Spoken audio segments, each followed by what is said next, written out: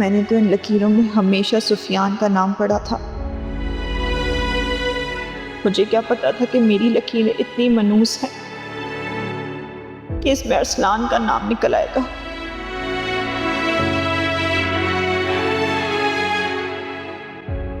क्या ढूंढ रही हो इन लकीरों में? कुछ नहीं, बस देख रही हूँ कि ये कितना झूठ बोलती हैं और कितना धोखा देती हैं। नहीं जायशा, ना ही ये लकीरें हमसे झूठ बोलती हैं और ना ही हमें धोखा देती हैं। हम इंसान खुद को धोखा देते हैं जैसे तुम खुद को दे रही हो। वो कैसे? वो ऐसे जैसे तुम सोच रही हो कि एक इंसान के साथ सारी जिंदगी गुजार लोगी जिससे तुम मोहब्बत भी नहीं करती, लेकिन ये मुमकिन नहीं है। मोहब्बत बहुत जरूरी है जायशा, जिंदगी का सहारा बनती है, वरना साथ रहने का क्या फायदा। भाभी, मोहब्बत तो मैं कर चुकी, अब चाहे अरसलान हो या कोई और, मुझे इस बात से कोई फर्क नहीं पड़ता। लेकिन हाँ, मेरी अरसलान से शादी करने से इस घर की खुशियाँ वापस आ जाती हैं, तो मैं ये शादी ज़रूर करूँगी।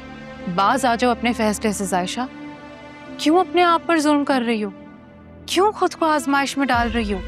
नहीं भाभी, मैंने जो ये फैसला किया मैं इससे पीछे नहीं हट सकती। आप बस इस शादी की तैयारियां करें और दुआ करें कि मैं अपने फैसले पे साबित कदम रहूं।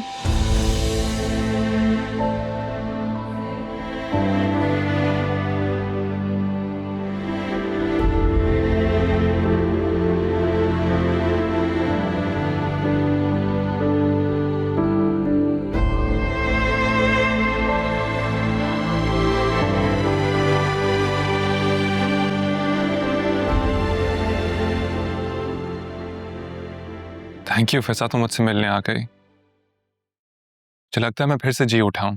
बस कर दो अरसलान, कितना झूठ बोलोगे? फिजा, तुम्हारी कसम मैं झूठ नहीं बोल रहा। तुम्हारे बगैर मेरी हालत एक मुर्दे जैसी हो गई थी।